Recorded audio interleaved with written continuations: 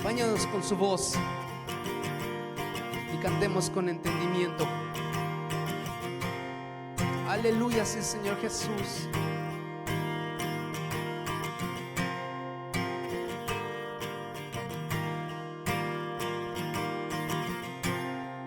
El Señor omnipotente, del cielo, tierra y mar, tú moras en lo alto, gloria a ti queremos dar.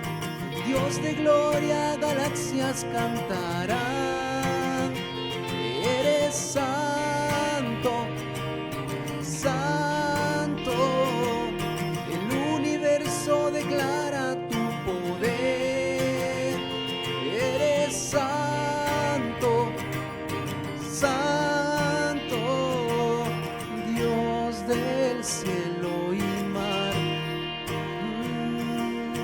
Dios de eternidad.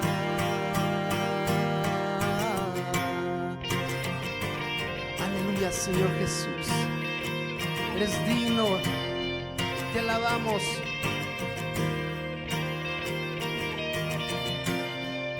Cada nueva mañana yo celebraré en la luz. Si tropiezo por la noche, clamaré y responderás. Dios de gloria, galaxias cantarán, eres santo, santo, el universo declara tu poder, eres santo, santo, Dios del cielo y mar, Dios de eternidad. Oh, aleluya, Señor Jesús, aleluya al Dios del cielo y mar, aleluya al Dios de eternidad, aleluya al Dios del cielo y mar, aleluya al Dios de eternidad.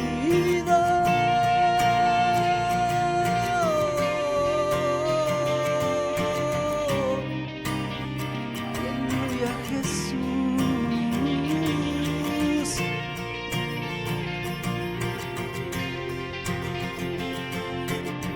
Él es nuestro Dios de gloria. El Dios de gloria, galaxias cantará, eres santo, precioso Dios, revélate a mí. Padre santo, el universo declara tu poder, eres santo, santo, Dios del cielo y mar, Dios de eternidad.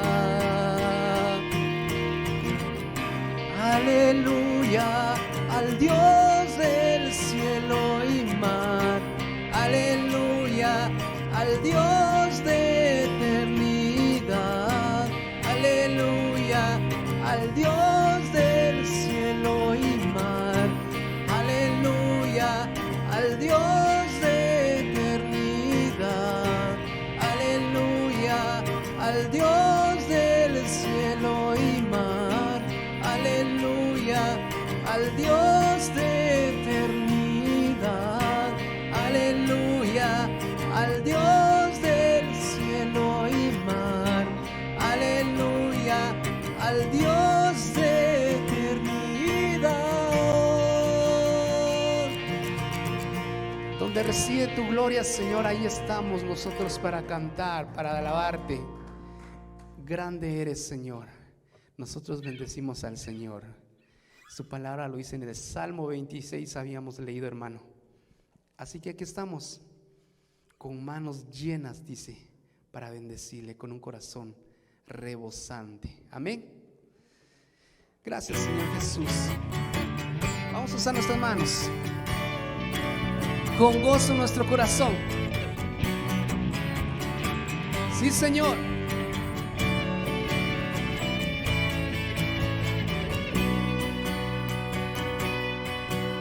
La única razón de mi adoración eres tú, mi Jesús. El único motivo para vivir eres tú, mi Señor. Mi única verdad está en ti, eres mi luz y mi salvación. Mi único amor eres tu Señor, y por siempre te alabaré. Tú eres todo poderoso, eres grande y majestuoso, eres fuerte, invencible, y no hay nadie como tú. Sí, Señor, en todo tiempo te alabamos.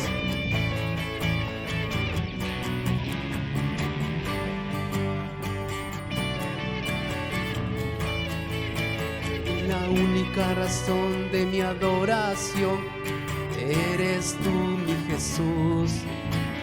El único motivo para vivir eres tú, mi Señor. Mi única verdad está en ti, eres mi luz y mi salvación. Mi único amor eres tu Señor, y por siempre te alabaré. Tú eres todo poderoso, eres grande y majestuoso, eres fuerte, invencible, y no hay nadie como tú. Tú eres todo poderoso, eres grande y majestuoso, eres fuerte, invencible, y no hay nadie como tú. Sí, Señor, te adoramos. Eres digno. Oh, aleluya. Grande, grande. Tú eres todo poderoso, eres grande y majestuoso, eres fuerte, invencible, y no hay nadie como tú. Tú eres todo poderoso, eres grande y majestuoso, eres fuerte, invencible, y no hay nadie. Dígalo una vez más con todo su corazón. Tú eres todo poderoso, eres grande y majestuoso, eres fuerte, invencible, y no hay nadie como tú.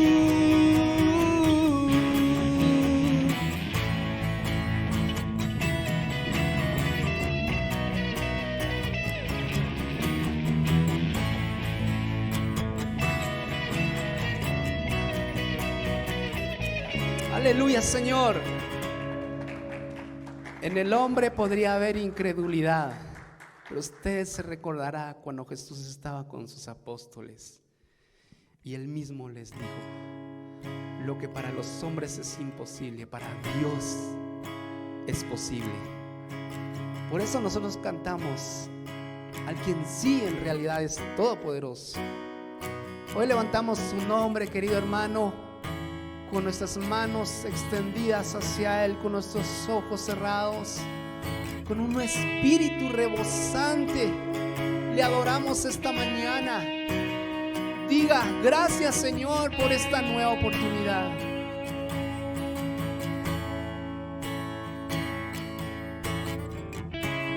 Te alabaré de todo corazón.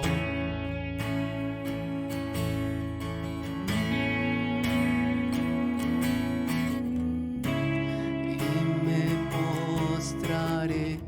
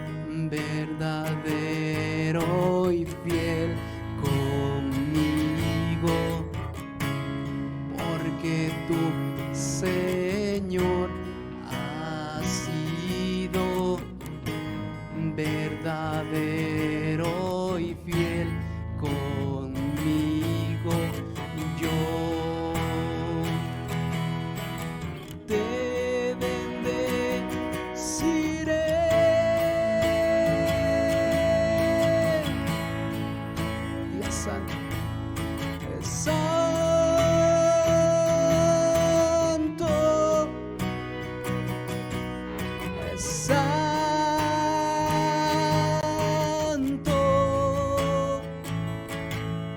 es santo y poderoso Dios. Tu casa es mi corazón. Aleluya, sí, Señor Jesús. Aleluya, sí, Señor Jesús. Eres bueno. Vamos, digamos.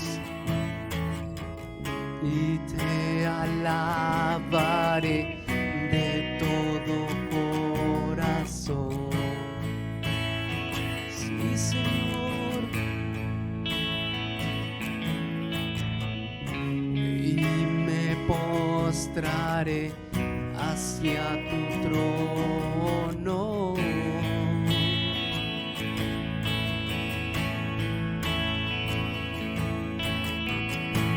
Porque tú, Señor, has sido verdadero y fiel conmigo. Porque tú, Señor, has sido verdadero y fiel conmigo. Yo te bendeciré.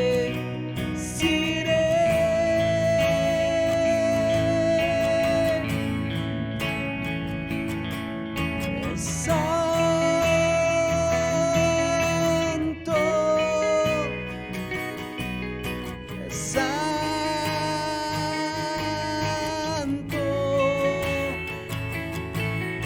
santo y poderoso Dios.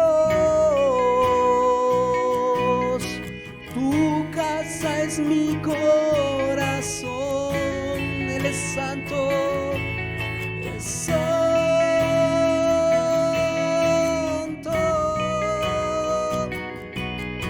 santo,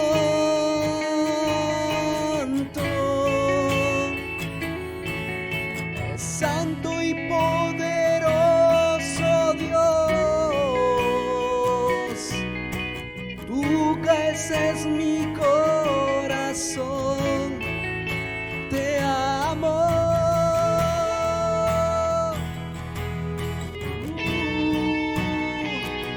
Te amamos, nuestro Dios. Eres Dios de verdad. Y no hay nadie más. No hay nadie, Dios. No hay quien se compare a nuestro Dios. No hay quien se iguale a nuestro Rey. Él es único, Él es Dios, Él es Rey. Digamos, santo,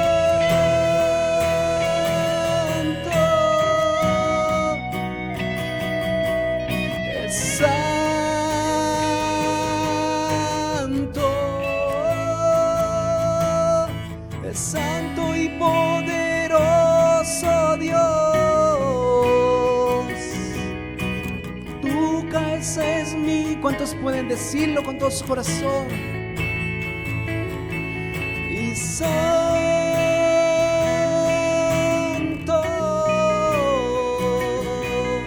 es santo,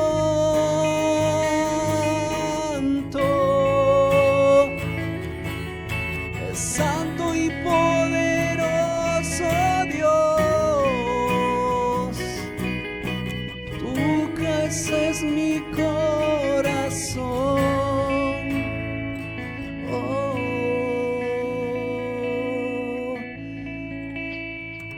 Esta es tu casa, Dios. Como lo declarábamos en la lectura, Señor, del Salmo capítulo 26. Ahí donde reside la gloria del Señor, también ahí estamos nosotros expresando nuestro amor, Señor, para Cristo. Padre Santo, en el nombre de Jesús. Amén. Gracias, Padre. Y este día que Dios nos ha concedido este privilegio enorme, creo que podemos aprovechar al máximo el tiempo que Dios nos concede y ver la enseñanza que Dios tiene para nuestras vidas. Y por algunos domingos hemos estado viendo el libro de Nehemías. Y cuando empezamos a ver el libro de Nehemías, lo que empezamos a visualizar es cómo Dios en su gracia y en su misericordia, pues a hombres y mujeres que estuvieran dispuestos a hacer la voluntad de Dios, siempre el Señor les habló a ellos y los quiso usar como el instrumento para edificar, consolar y exhortar al mismo pueblo del Señor. Y a través de estos capítulos que hemos estado considerando, hemos visto algunos detalles, como por ejemplo, el día de hoy vamos a ver el capítulo 7 del libro de Nehemías, capítulo 7. Y vamos a considerar ahí 3 detalles o principios que nos van a hacer reflexionar de cómo poder llevar un éxito espiritual a las cosas materiales. Posiblemente muchos de nosotros estemos acostumbrados a hablar de cosas espirituales, pero de alguna forma el Señor espera que también nosotros podamos ver que lo material tiene su origen en los principios espirituales. Y entonces quiero que en referencia a la palabra del Señor, usted pueda leer juntamente conmigo, y lo vamos a hacer de pie, leyendo el capítulo 7 y versículo 1 al 3. Lo demás pues dice que es una lista de los repatriados. Entonces posiblemente no vamos a entrar a un estudio de los de este listado, sino de los principios que va a utilizar Nehemías acá. Versículo 1 dice: una vez que se terminó la reconstrucción de la muralla y se colocaron sus puertas, se nombraron porteros, cantores y levitas. Y a mi hermano Junaní, que era un hombre fiel y temeroso de Dios, como pocos, lo puse a cargo de Jerusalén, junto con Hananías, comandante de la ciudadela. A los 2 les dije: las puertas de Jerusalén se abrirán cuando ya haya salido el sol, y volverán a cerrarse y se asegurarán con sus barras cuando los porteros estén en sus puestos. Además, los habitantes de Jerusalén montarán guardia, uno en su puesto y otros frente a su propia casa. La ciudad ocupaba una gran extensión, pero tenía pocos habitantes, porque no todas las casas se habían reconstruido. Oremos. Padre, en el nombre glorioso de Jesús, queremos que tu palabra siempre es viva y eficaz y más cortante que toda espada de doble filo. Hoy, en el nombre glorioso de Jesús, que la paz y la bendición, Señor, que tú has determinado para tu pueblo, pueda ser de mucha bendición para cada uno de los presentes. En el nombre de Jesús, amén y amén. Quiero que tome su lugar y vamos a meditar en la palabra del Señor. Una de las cosas fundamentales que vamos a ver en la Escritura está en lo relacionado a qué es lo que recibe Nehemías para poder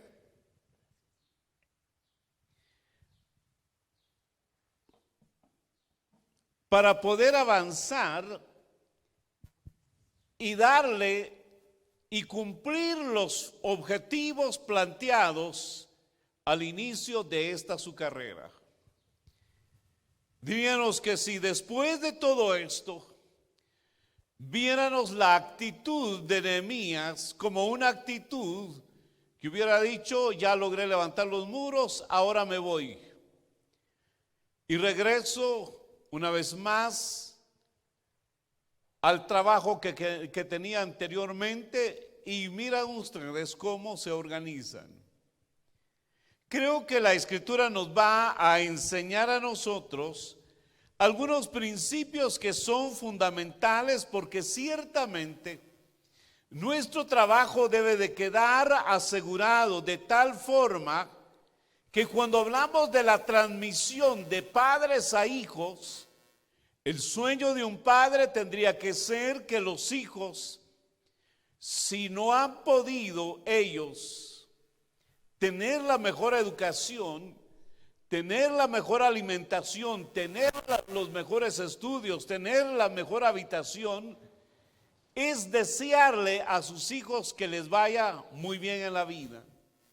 Y entonces hay satisfacciones enormes que se empiezan a cosechar. Pero si en vez de ver que sus hijos van hacia adelante, empiezan a retroceder, creo que habría cierta preocupación, y esto es lo que la Biblia nos está marcando en este pasaje del libro de Nehemías. Particularmente como líderes de la iglesia tenemos que saber que la meta que Dios nos ha llamado a tener para una congregación no solamente es la estabilidad, diríamos, de una vida emocional, de una vida de salud, de una vida económica, sino va a trascender mucho más allá, porque seríamos entonces nosotros irresponsables si no aprendiéramos a ver un tanto más hacia adelante. Entonces la vida del cristiano gira en derredor a grandes principios que la palabra del Señor establece para cada uno de nosotros.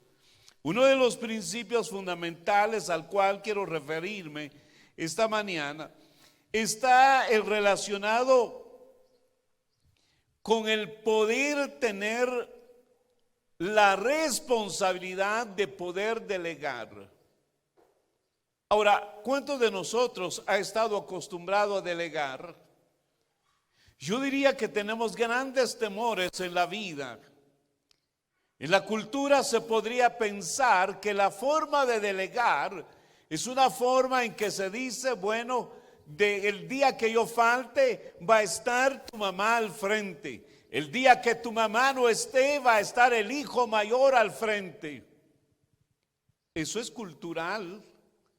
Eso lo tenían los judíos también como principios culturales. Pero vea usted cómo la Escritura empieza a hacer que la vida pueda tener una revolución de tal manera que las cosas puedan ser de acuerdo a la visión de Dios. Y yo le diría, ¿recuerda usted cómo se oye esto en la cultura cuando se dice el mayor servirá al menor? ¿Cómo lo oye usted? ¿No es un poco chocante? Culturalmente diríamos, ¿qué sucedería si le dicen a los varones van a servirle a las mujeres, a su hermana, la menor, porque ella va a ser la líder después de que yo muera? ¿Cómo sonaría eso a nivel familiar? Culturalmente, ¿cómo sonaría? Pero la Biblia presenta un caso semejante a esto, en donde le dicen a Esaú y a Jacob, le dicen: bueno, el menor va a ser servido por el mayor. No era lo lógico, no era lo normal. Es decir, lo normal es que después del padre estaba el hijo mayor. Parece que tenemos ese chip, ese paradigma en nuestros pensamientos. Perdón, hermano. Sin embargo, la Escritura nos va a presentar un orden diferente. Y le voy a decir por qué un orden diferente. Porque la Biblia, cuando nos presenta a Jesús como el modelo de vida, siendo el Dios, dice, se despojó de su gloria y se hizo siervo para traernos salvación. Ahora vean ustedes ese orden cambiado radicalmente. Es decir, que en este pasaje de la Escritura vamos a ver que terminado, dice, los muros y colocadas las puertas, ahora viene el desafío más grande. Nehemías casi está a punto de regresar. Nehemías empieza a pensar en delegar ahora, después de que él ya no ejerza todo ese. Entonces, o si lo va a ejercer, tiene que pensar en personas que lo van a ayudar. ¿En quién puede delegar?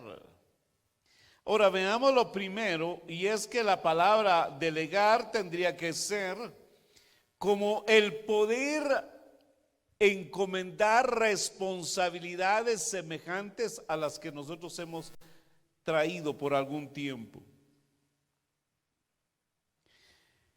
En primer lugar, en algunas versiones, creo que es en la 60, quiero que abra su Biblia, allí si tiene usted la versión 60, le quiero pedir que lea, hermano, el versículo 3, el versículo 2.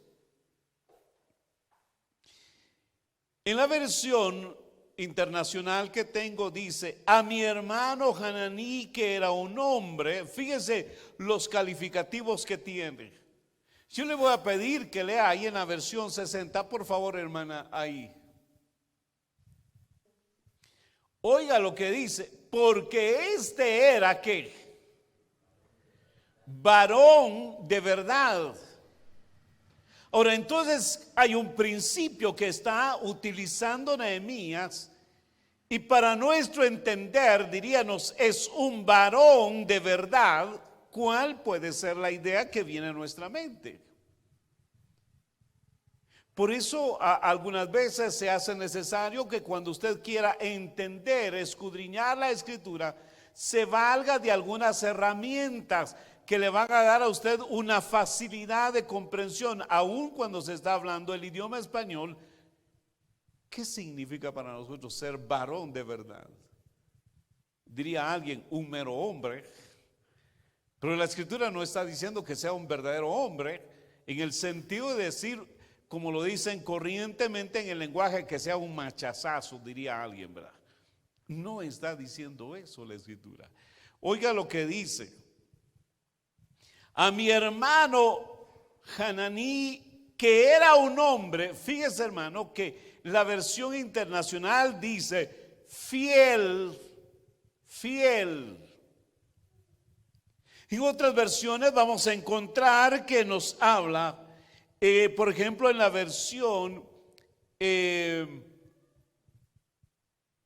al día, nos dice: al frente de Jerusalén puse a mi hermano Hananí y a Ananías, el comandante de la ciudad, que era un hombre, dice, digno de confianza.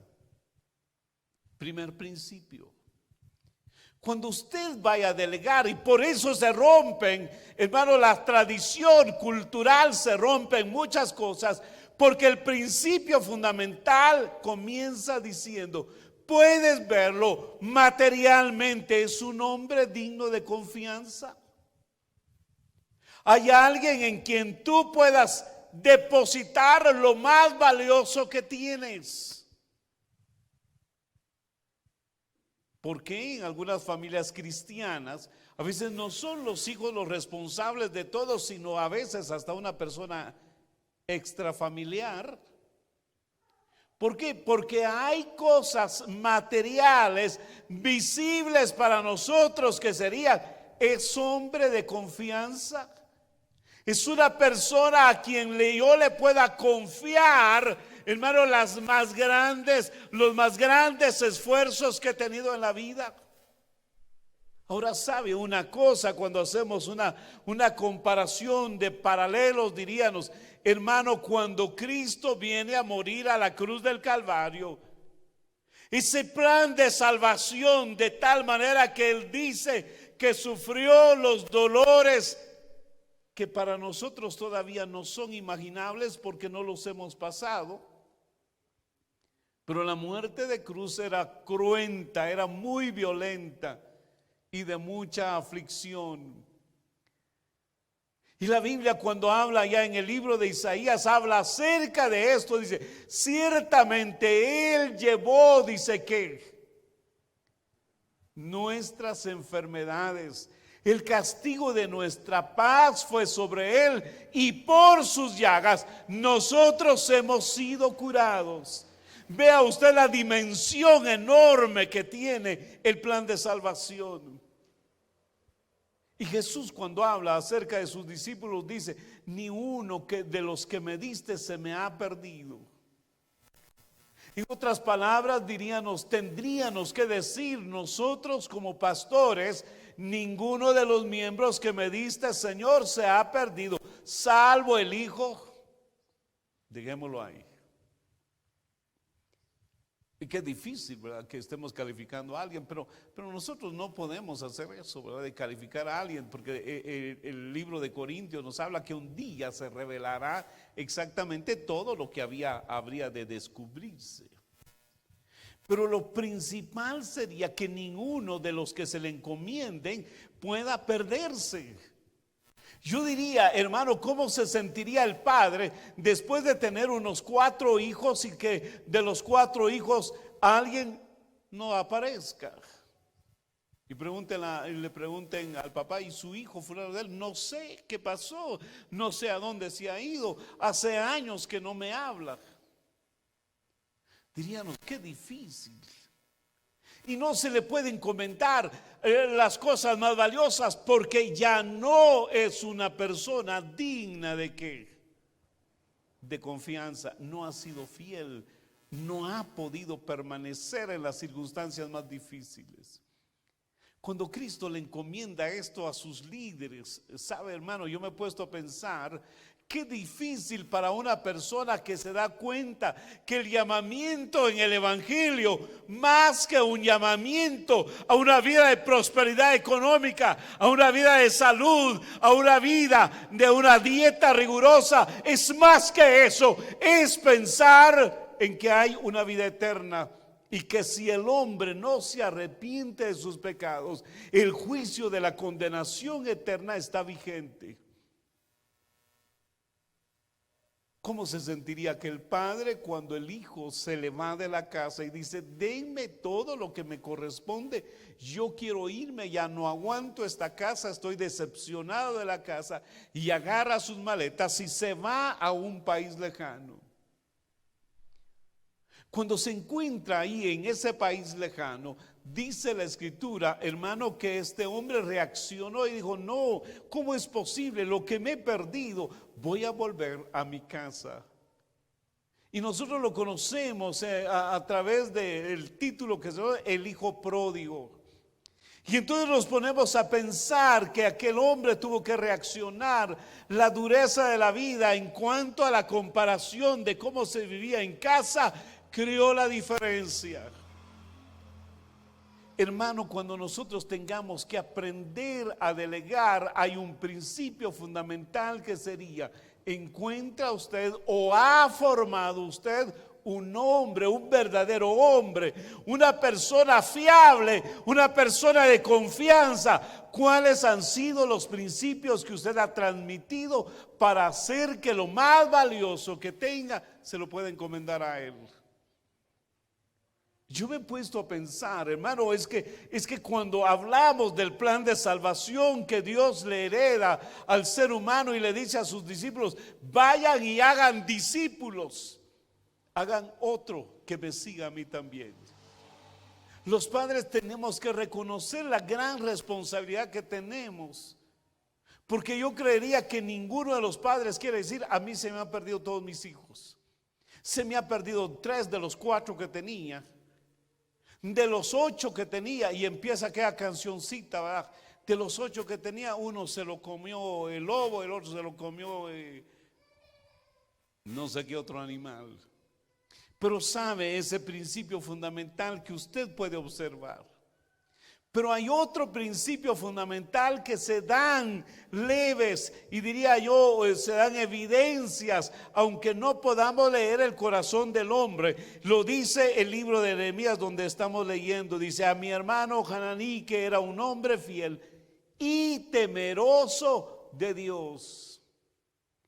¿Cuál es el primer principio entonces al cual nos estamos refiriendo el día de hoy? Nehemías, para poder delegar la gran obra que había sufrido él con mucho dolor y mucha aflicción, pensando en que el enemigo que iba a venir, pero que Dios lo había llamado a levantar muros para darle seguridad a esa nación que Dios le había puesto en su corazón. Entonces empieza a delegar. Y entonces le dice: yo vi que mi hermano, esto nos crearon en casa, esto nos formó, esto nos hace a nosotros pensar que hay que valorar lo que Dios puso en nuestro corazón. Y entonces pone responsabilidades civiles en un hombre también que era digno de confianza, pero que era temeroso de Dios. Cuando se hablan de los requisitos para ser diáconos, se habla de un hombre, de una mujer temerosa de Dios y que sea llena del Espíritu Santo. Creo que eso es fundamental. La iglesia no puede ser encomendada, fiada a personas que van a hacer de la obra del Señor algo que no edifique a la misma iglesia, sino que sepan las grandes responsabilidades al poder delegar. Entonces, la palabra hombre de verdad, traducida en la versión 60, que es una palabra en hebreo, que es la palabra emet, lo que realmente está diciéndonos es una estabilidad, figurativamente, algo que a él le evidencia, hermano, que no es fácilmente movido de un lugar. Alguien que tiene verdad, alguien que tiene confiabilidad, alguien que tiene firmeza, alguien que es recto, alguien que es seguro y verdadero. Mire, hermano, esto es importante. Pero después la palabra que nos habla acerca del ser temeroso de Dios, nos habla entonces acerca de un hombre que pueda valorar, hermano, quién le está encomendando esa gran labor. O sea, que le dé lugar al quien le está encomendando. Como dicen los muchachos: ¿y qué te dijo? Ah, me dijo mi cuate esto. Dice: mire, es a nivel de cuates. Pero cuando se lo diga a su papá, tome la responsabilidad y el carácter que tiene el padre. Pero cuando le hable Dios, hermano, que va más allá que pensar en un padre, tiene que ver mucho más que eso. Por eso es que la Escritura nos da varios versículos cuando nos habla acerca de qué es el temor de Jehová. Cuando el hombre aprende a temer al Señor, es decir, que le infunde cuando el hombre tiene que presentarse delante de Dios o cuando recibe una orden de parte de Dios. ¿Qué es lo que le impacta? ¿O no hay ningún impacto?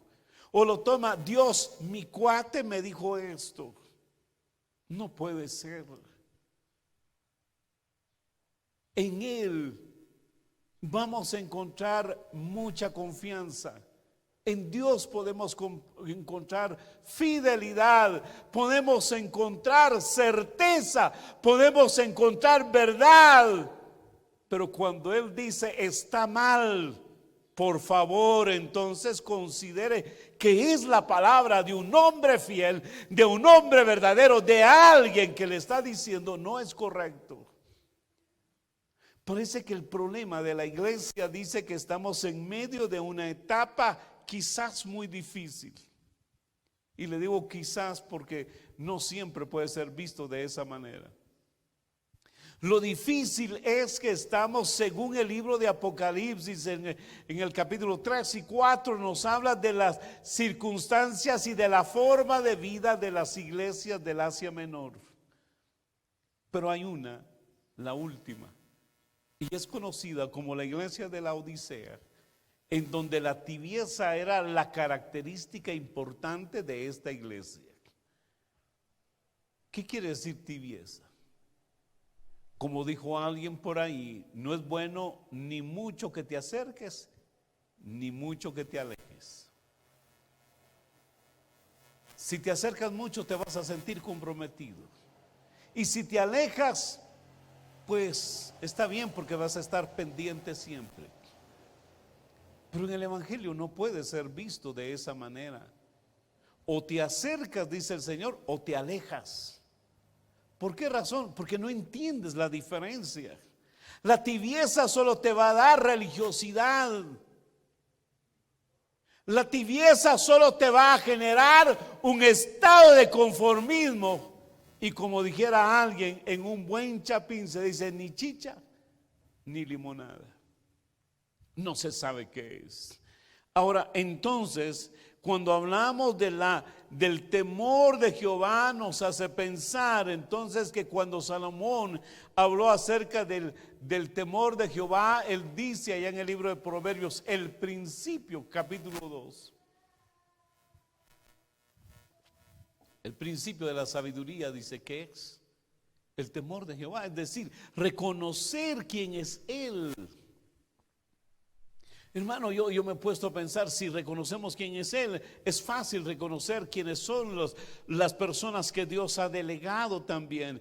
Pero es fácil reconocer por qué tenemos un Padre, porque es el delegado de parte de Dios a cuidar de nosotros como hijos.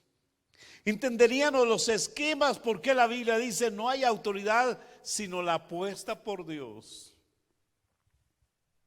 Porque Él es el que pone y quita, dice. Entonces la Biblia, cuando nos habla acerca de todo eso, nos habla de ser temeroso de Dios.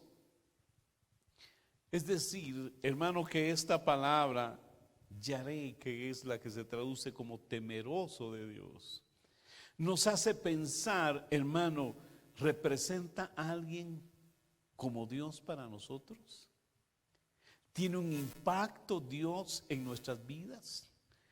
Entonces dice que en algunos casos, como por ejemplo en el libro de Éxodo o en el libro de Génesis, para comenzar un poquito más cercano, sabe que cuando dice que comieron del árbol de la ciencia del bien y del mal, dice que estos hombres comieron, Adán y Eva comieron de ese árbol, y luego ¿qué pasó? Se dieron cuenta de que estaban desnudos. Y cuando se dieron cuenta de que estaban desnudos, entonces ¿qué fue lo que hicieron? Se escondieron. Y Dios, cuando le pregunta a Adán, Eva, ¿dónde están? Le dice, Señor, estamos hasta acá. ¿Y qué fue lo que pasó? Es que comiste del árbol que te dije que no comieras. Sí, Señor, comí. ¿Y ahora te diste cuenta cómo estás? Sí, muy bien. Y por eso tuve miedo, dice que, y me escondí. ¿Sabe? El problema es que infunde Dios entonces en la vida del ser humano.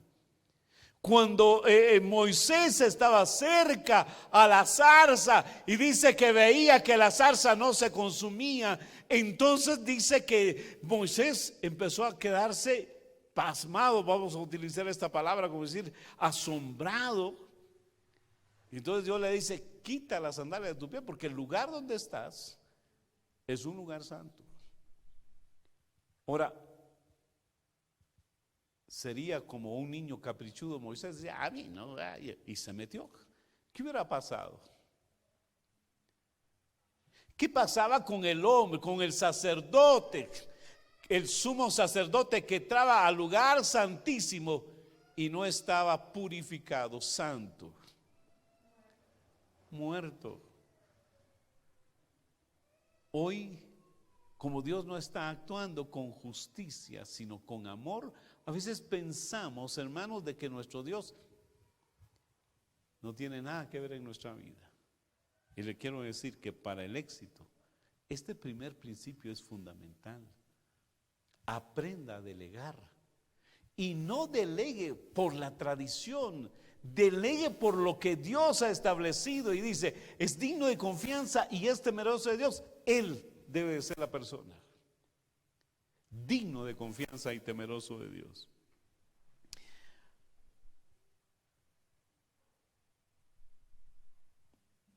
Bueno, llevamos 2 detalles y nos toca el tercero.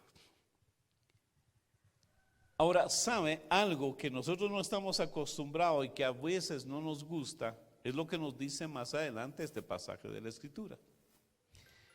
Y dice la palabra del Señor de la siguiente manera: a los 2 les dije, las puertas de Jerusalén se abrirán cuando ya haya salido el sol, y volverá a cerrarse, y se asegurarán con sus barras cuando los porteros estén en sus puestos. Oiga, lo importante es cuando todos ya estén en sus puestos, se va a cerrar las puertas. Desde la salida del sol hasta cuando los porteros y todas las personas ya estén en su puesto. No haga nada si todavía no están todos en su puesto. Porque si no se hace de esa manera, hermano, va a tener problemas. ¿Ha oído usted que uno de los fenómenos que se está dando en plena pandemia es que muchos padres no han arreglado lo que pueden heredar? A ver, ya arregló todo, hermano. Mejor no nombramos porque se va a oír, ¿verdad? Pero ya arreglamos todo, hermano. A ver, la primera fila ya arregló todo. Si a usted le toca que partir con el Señor, no. Hermano que está en la segunda fila, ya arreglaron todo. ¿A quién se lo van a dejar? Allá la hermana, ya el hermano, ya les dijo, ya les hizo ver a su familia. ¿O todavía no? Dice que los grandes problemas que se están viviendo en la pandemia es los problemas de herencia. Pero mi papá, cuando estaba vivo, me dijo a mí que estábamos platicando solitos: todo esto te lo voy a dejar. No sé, dice la otra. No sé, dice el otro. Y como somos bien materialistas, lo que se ve se cree. ¿Sabe cuánto nos cuesta a nosotros delegar? Por eso, en esta oportunidad que Dios está permitiendo que estemos acá, hoy le diría yo lo siguiente a usted: empiece a hacer un ejercicio por delegar. ¿A quién le va a tocar el pick-up?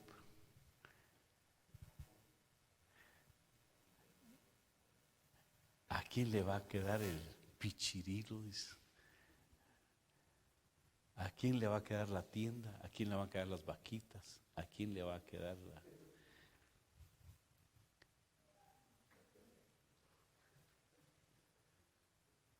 ¿A quién le va a quedar todo eso? ¿Qué ha hecho usted para formar esa persona a quien usted le va a delegar? Y espiritualmente es lo mismo. Por eso le digo, por eso la Escritura menciona 2 detalles fundamentales. El primero es digno de confianza. El segundo es temeroso de Dios. Pero ya están todos ubicados, ya están todos en su puesto, ya todos están listos para que usted diga: ahora puedo descansar en paz. Regularmente vamos a oír este refrán cuando alguien muere: descansa en paz. Y ya se puede poner hasta abreviado, ¿va?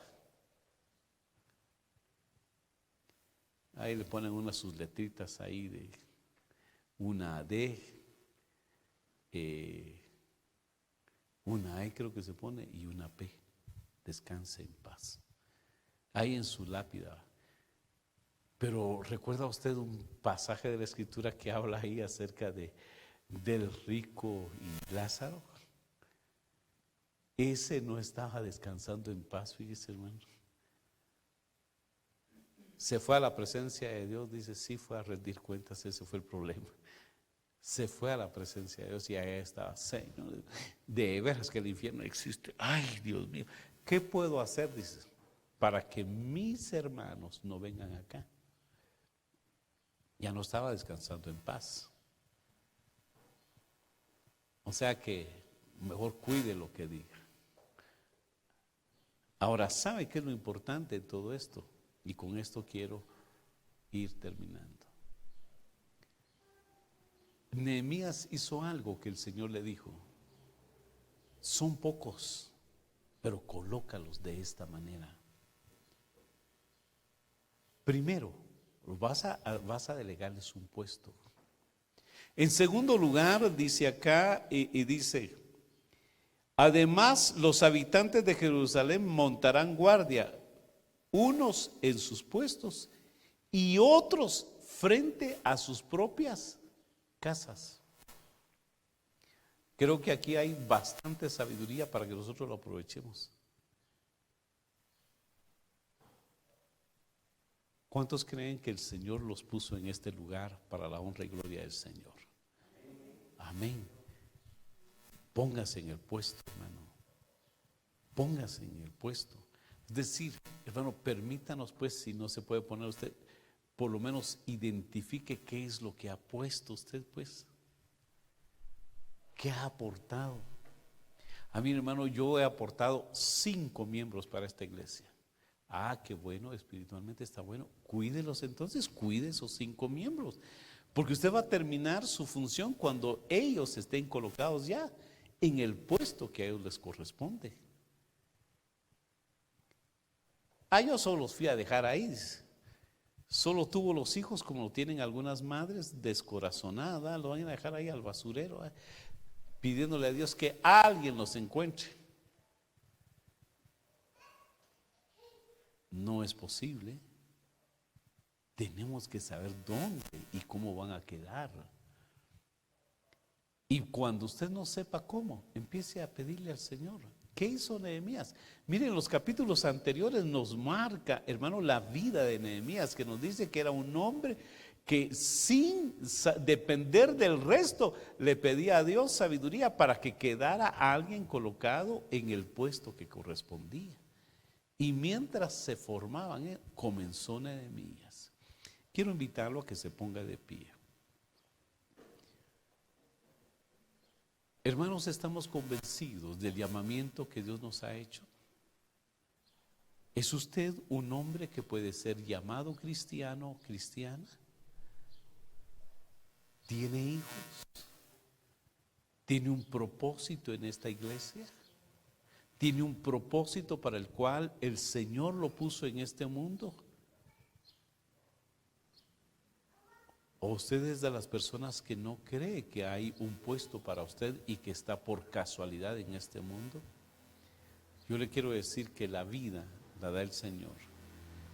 Y si el Señor la da, hermano, entonces disfrútela haciendo el papel que Dios le colocó como prioridad en su vida.